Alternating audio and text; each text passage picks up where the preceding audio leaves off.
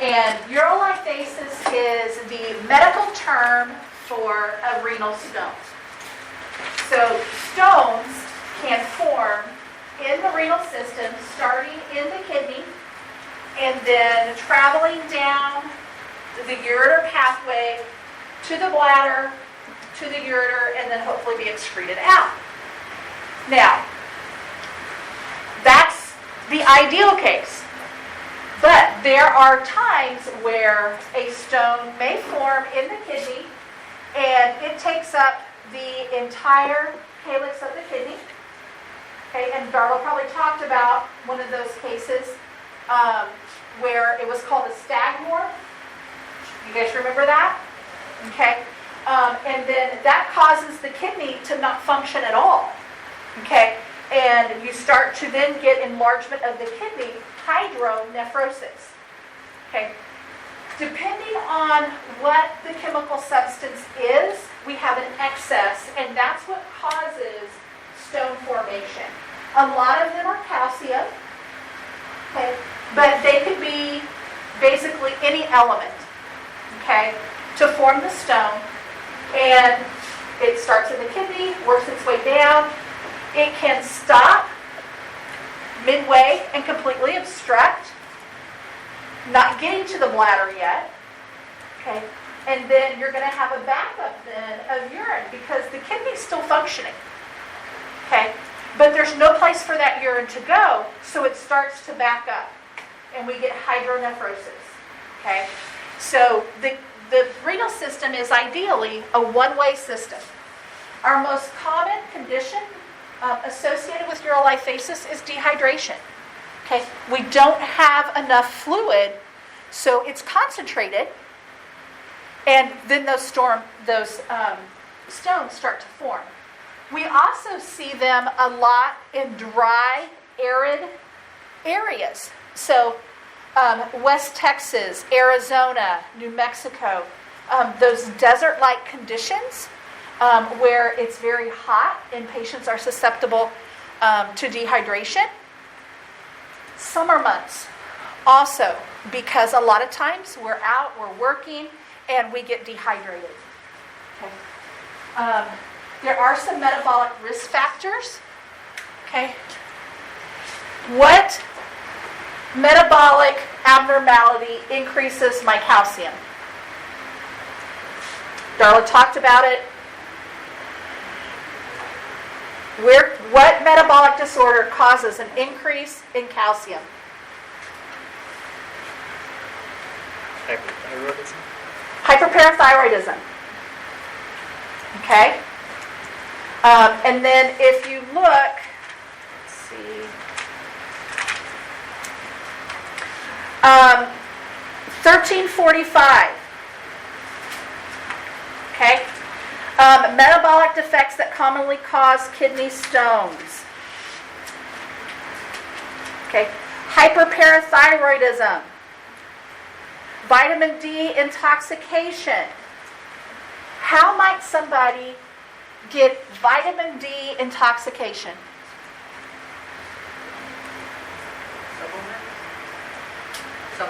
Supplements. Okay, we're seeing a huge increase in patients of just the general population taking a lot of supplements right now because there's a lot of literature about taking certain supplements may help combat contracting COVID. Okay, but we have to be careful that we are not overdosing on certain supplements. Okay, because we can't have too much of some supplements, okay? So vitamin D, okay? So we have to watch because a lot of our calcium supplements have vitamin D added, okay? And then we have patients who then take multiple supplements that have vitamin D added and then take vitamin D on top of that. And that's how you can easily get vitamin D intoxication, okay? So if you look, dietary excesses. Okay, so if we have someone who is eating, maybe if you kind of look at this, everything is kind of vegetarian, so we have to watch for our patients who are vegan Because spinach, Swiss chard, beets, pecans, peanuts, okra, those are things that can be very high in calcium, okay, and oxalate. Gout, okay, so we can also get uric acid buildup. Magnesium, okay. So we want to know, is there a family history of stones? Okay, because that can tell us kind of metabolically what I might be prone to. Am I obese? Do I have diabetes? And do I have a history of gout? Okay, my husband's getting older, and he's starting to experience his first bout of gout and his first bout of kidney stone. He does a lot with cured meats, and I, was like, you need to be wearing gloves because he's, doing all of these sausages and cured meats and these things, and he's constantly taste testing. And I said, you need to quit taste testing because, when you have, 50 different tubes of sausage and you're cutting off a couple slices of every sausage, you're overdosing, and that's why you're starting to get all of this buildup, okay? And it's a diet that has increased sodium, okay? A lot of protein. We have a lot of folks are doing high protein diets, okay? And high protein diets can cause stone formation, okay? So it's really important. So with urolithiasis, as part of our screening tool, we need to see, okay, what's your diet? Because that's one of the things that we do in further prevention is to limit or moderate how much of that substance they have in their diet so that they don't continue to have stones form. And then proper hydration. If we're getting proper fluid intake of water, that's flushing that excess of nutrient out of the body so it's not forming. All right, so varies with geographic location. Already talked about that. With the dry, arid places where you're subject to dehydration, race, family history, 12% of adults will have at least one episode. Okay, and this is one of those things where they've always talked about how a man passing a stone is like their equivalent to childbirth. Stones vary in size. Okay, some can be very small, some can be very large. They're typically not smooth. They are typically jagged, and that's why they can kind of, as they're being excreted, those jagged edges can kind of catch on the inside tissue, causing damage, bleeding, so we can see bloody urine. Can also kind of obstruct and stay there, causing pain and retrograde backup. But one of the things that we remember, okay, we have to strain the urine. Okay, the only way we know is either doing a CAT scan to make sure that that pathway is clear, or by straining the urine. Okay, and when we strain the urine, okay, one of the first times as a student I saw stones, it looked like sand. Okay, it was just a bunch of like little gravelly sand particles, fine sand. Okay, sometimes we see that. Sometimes you'll see little rocks, little pebbles. Okay, we always send that off to the lab for them to test it so that we know, is it calcium? Is it uric acid? What's the component so that we can then tell the patient what they need to avoid in their diet.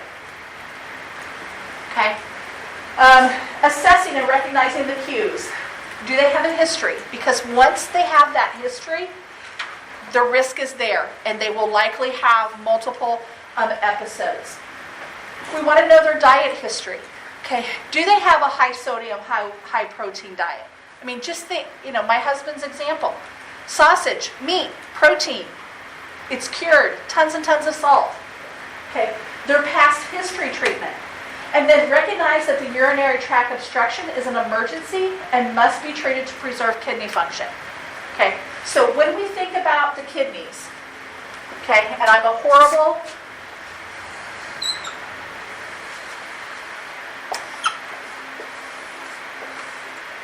okay, so I get a stone and it's traveling here, okay, it comes down, it gets into the bladder, and then it obstructs, okay, but my kidneys are still working, okay, so they're going to keep making urine, okay, and then my bladder starts to over-distend, okay, so I'm going to start to have an episode of abdominal pain, bladder pressure, okay. If no urine is being able to pass, that's called what? Lack of urine. What's it called? Anuria. Anuria. Okay, that is an emergent situation. Okay, our patient should have at least 50 mils of urine per hour. Okay, some will say 30 to 50, but you should have at least 50 mils of urine an hour. Okay, so a blockage in the ureter can stop, and I'll get backflow. Okay, now, if I have a stone that obstructs up here, am I still going to have urinary outflow? Yes, I will. Okay, because this kidney's still working, urine's still coming out. Okay, but what happens over here? It stops. Okay, but my kidney's still making urine. It's starting to backflow. So this kidney may start to enlarge. I may get hydronephrosis. Okay? If it comes down, okay, it could hit in the neck of the bladder. Okay? So that then that flow stops again. Nothing happens. Okay? But it's still being made. Okay? So we really have to question that patient about how much urine flow are you having? Okay, do you think it's the normal amount? Because typically they're going to have a reduced amount of urinary output. Okay, because only one kidney is able to drain. Okay, so anuria, no urine output, an emergency situation. Okay. That means that no urine is coming out, still being made. We have to clear that obstruction. Okay? So how are we going to clear that obstruction? First we have to identify it, don't we? Where is it? Okay, how can we do that? The dye, yeah. So we could do an IVP. Okay, we could do a CAT scan. And then we have to say, okay, now we see it, how are we going to get rid of it? Okay, and if it's totally obstructed, we're going to go to one of the surgical procedures. Okay, if it's total obstruction, we're not going to mess around with a non-surgical. Okay, because it's a crisis, it's an emergency situation. Okay, but if it's not obstructing, and we know that it's here, but I've still got good urine output, okay, I can do drug therapy and lithotripsy. And what's lithotripsy?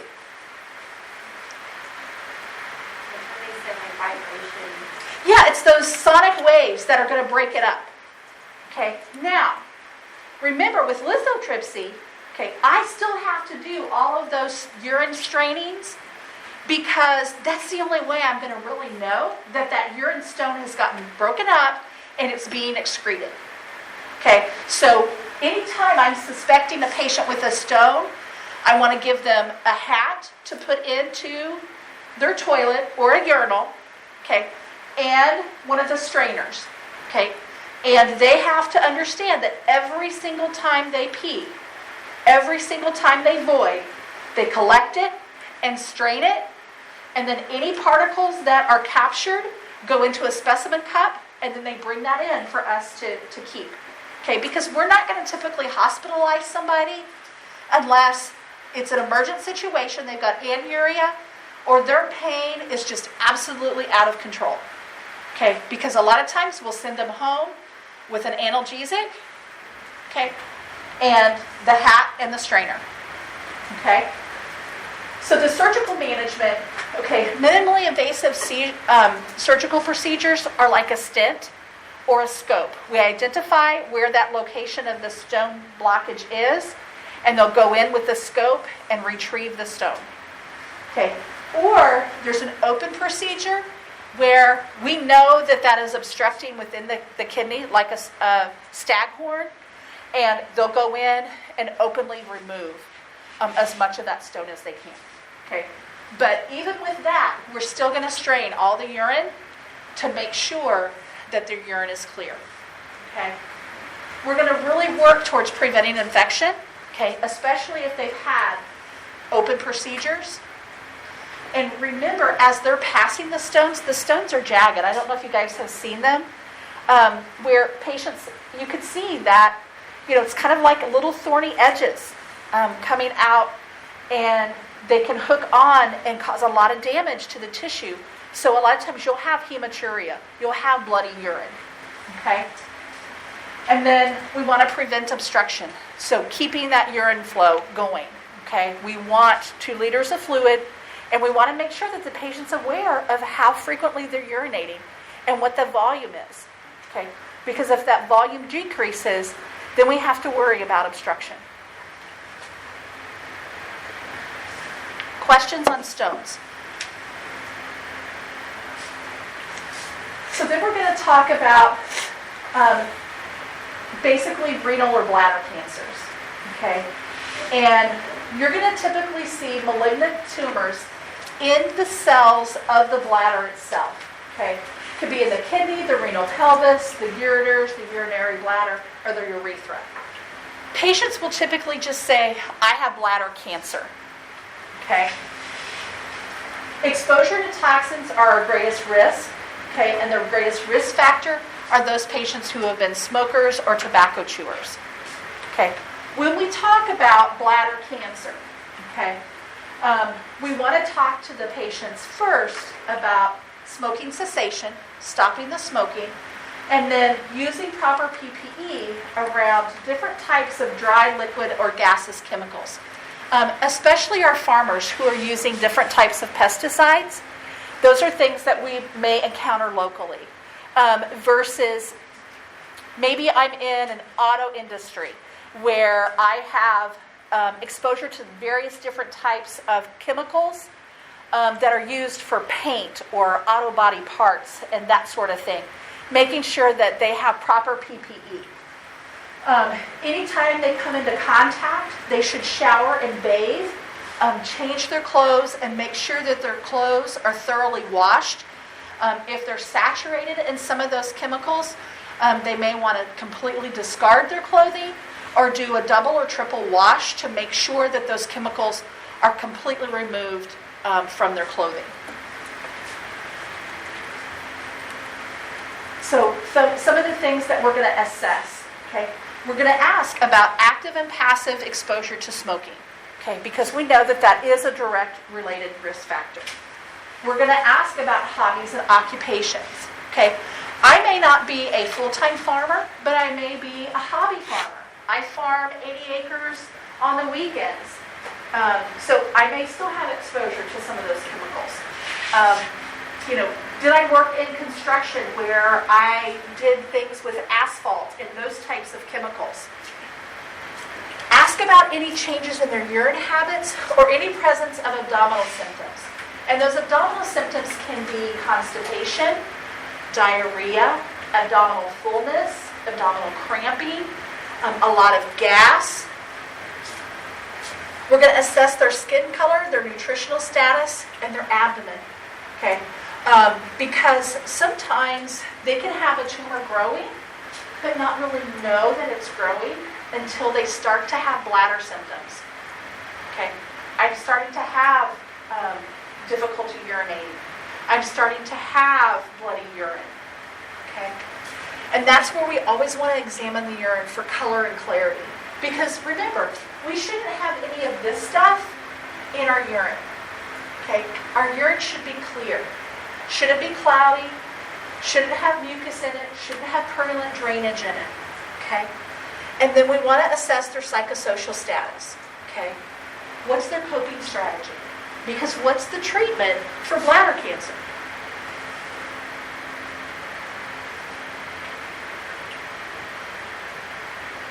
If we have cancer and I have a huge tumor in my bladder, what are they going to have to do? They're going to have to remove my bladder. Okay, so then what happens? Can I live without a bladder? Yes, I can live without a bladder, but what happens? I get an artificial bladder, or I have a procedure called a diversion.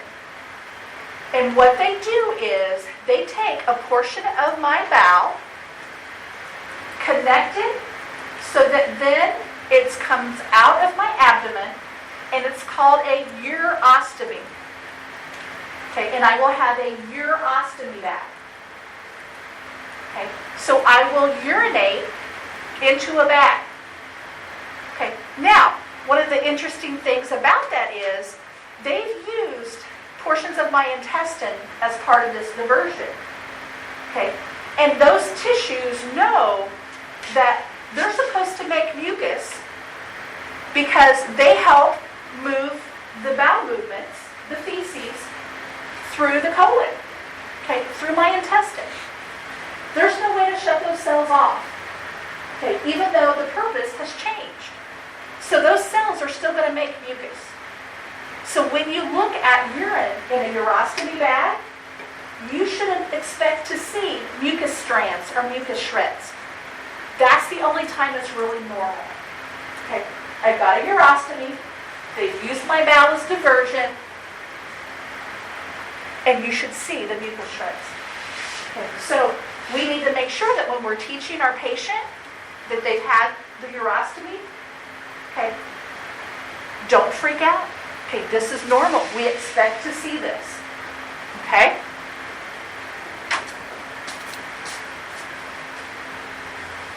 Some of the different ways that they can detect. They'll do bladder wash specimens, the bladder biopsies. That's one of the tried and true. They'll do a cystoscope, so they'll go up, visualize the tumor, take a biopsy. The cystourograph, CT scans, ultrasound, MRI. Okay, but when we're doing our biopsy, that's where we're taking those cells, we're sending them to the lab, pathology is looking at them, and they're saying, this is the type of cancer it is, this is what we need to do to treat it. Okay? Because sometimes we can have immunotherapy. Okay? And with BCG, basically with immunotherapy, it is kind of tricking your body to attack those cancer cells. Okay? Sometimes they will have chemotherapy, and then sometimes they'll have radiation therapy. And when we talk about radiation therapy, there's different types. So we have laser beam therapy, where they will identify where the tumor is. I will go in, they'll mark on my body where that tumor is, and those laser beams of radiation are targeted to that tissue. Okay. Now, sometimes they will do radiation implants, okay, where capsules are inserted, beads are inserted, especially for like prostate cancer and those types of things. Okay. And then surgical management depends on the type and the stage of cancer and the patient's general health. Okay, so if I am 97, I have CHF, I've had quadruple bypass surgery, I've recently had another MRI, okay, am I in good health and would I be a candidate for surgery? Probably not. Okay, versus I'm 35, I'm healthy, I don't have any other medical problems, but I've been identified as having a form of bladder cancer. Okay? So when we're looking at care coordination, okay, we want to talk about self-management. Okay, because depending on the type, the severity, okay, we want to talk about survival rate. Okay, because patients can live through bladder cancer. Okay, but when people hear the word cancer, what happens? They get scared. I'm scared. Oh my gosh, I'm going to die. Okay? So one of the things that we want to teach them is, yes, you have cancer, but here are some resources to help you. Okay? And give them the statistics, give them the survival rates. Set them up with someone in a support group who can tell them their experience. Because there's probably a father of two that's 35 that can talk to them and say, I know what you're going through. This is how we approached it as a family. Okay? And then we have great resources. The United Ostomy Association, okay, and then the Wound Ostomy and Continent Nurses Society, okay, are great resources for us to then pass on information to our patient. Because patients can live very happy, normal, healthy lives even with a urostomy. Okay? Do they have to modify things? Yeah. Okay.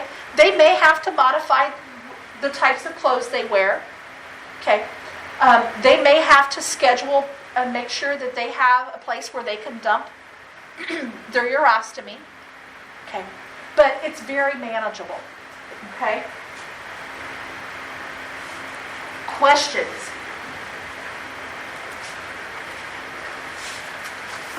Okay, I really only have about 5 minutes,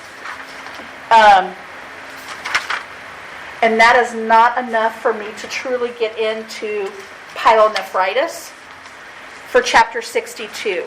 So next week we'll finish 62 and 63, which should wrap up all of our content. Okay. Questions about any of the content that we covered? Ron? With a urostomy, someone has a bag. I know it'll vary as far as like how fast it fills up, depending on the situation. But is there a regimen or anything to give them, or do they just have to kind of determine in their body's schedule as far as emptying it? Yeah, they will pretty much know, and it takes a little while. I mean, your kidneys are going to make just like you would when you're urinating. So, I've typically told patients, you want to watch this, every couple of hours, okay? Because I've had, 4 cups of coffee or however many, okay? And however many times I would normally urinate, then I want to go. Because that's one of the big things, psychosocially, there's always that fear, and whether it's a urostomy, an ileostomy, a colonoscopy bag, there's always that fear of what if it leaks. Okay, so we tell them, carry extra supplies, carry an extra change of clothes, just have that as part of your maintenance kit. Wherever you go, you have it, you're prepared. Okay, so if your colostomy bag explodes, you're ready. If something happens and your urostomy bag punctures, you're ready. Okay. I had an emergency C-section with my oldest daughter, and through the C-section, they ruptured my ureters. So I ended up with a Foley after the C-section. As a nurse, was I happy about that? No. Okay, but I was still alive and I had a happy, healthy baby. So I'm like, okay, not real happy, but okay. I went in for my follow-up visit, okay, so I could have my IVP, so they could say, because they had to cut the dome on my bladders, make sure they'd gotten everything reattached without leaking. But when I went in, the lady said, "Oh, so you had your bladder removed?" No, I did not, because I wouldn't be toting this little thing around with me for the past 6 weeks if I didn't have a bladder. Okay, so knowing what you're talking about, because what did that do with my confidence level and the providers? I had none. Like, I was scared for them to touch me. Because what had happened? In my mind, okay, you didn't do your job right, because here I am with this, you had to cut the dough on my bladder, and you ruptured my ureters, and, okay, I was already not happy. Okay, then I go in, okay, and I find out that the radiologist is not the normal radiologist. Okay, it's what they call a locum tenens that has just come in to fill in. Okay, so then what happens to even more of my confidence? I'm like way down here. Okay, so I called my physician because I was the ER nurse in the hospital. I'm like, okay, this is what's going on down here, and I am not happy. Like, you need to help. Like, what can we do? Okay, so she called back down and said, okay, when you get those films, call me, and I will give you instructions to tell the patient. Okay, so they do the scans, they figure out what they're supposed to do, we're all good. They call the physician with their instructions. And their instructions were, give the patient a 20cc syringe, she'll know what to do. Okay, what were those instructions? You're all good, Jen. DC your Foley, you're good to go. Okay, but when we have doubts, okay, we need to not misspeak to patients. Okay, because my confidence level and that whole team, okay, was lost because one person misspoke. Okay, and then I questioned everything that they did. Okay, so it's hugely important that when we are doing instructions, when we are doing education, when we are doing follow-up, that we are thorough. And if we don't know something, ask. Because we don't want the patient to lose confidence in our ability or our team. Because what we really want to do is build up our team. Okay, that this is Avery. She's one of our Lincoln nursing students. She's in her 5th semester, but she has done really, really well in all of her clinical experiences. Okay, for her to insert your Foley catheter. Okay, versus, have you ever inserted a Foley catheter? No, only on a mannequin. Never a real person. Because what's that going to do to that person's anxiety? Through the roof. Okay, so we can say the truth, but in a positive. Okay, versus, oh my gosh, is this going to hurt? It might. It might be uncomfortable. Okay, versus when we say, oh, this isn't going to hurt. Okay, because does any medical procedure not somewhat uncomfortable? Yeah. Okay, so we have to establish a level of rapport, but that rapport is based on trust. Okay, and if we can't communicate with our patients, okay, they're not going to trust us with their care. Okay, so if you have questions, go to Sally, go to Becky, okay, go to your primary nurse and say, okay, this is what's going on, but I'm not really sure. Okay. Any questions over content?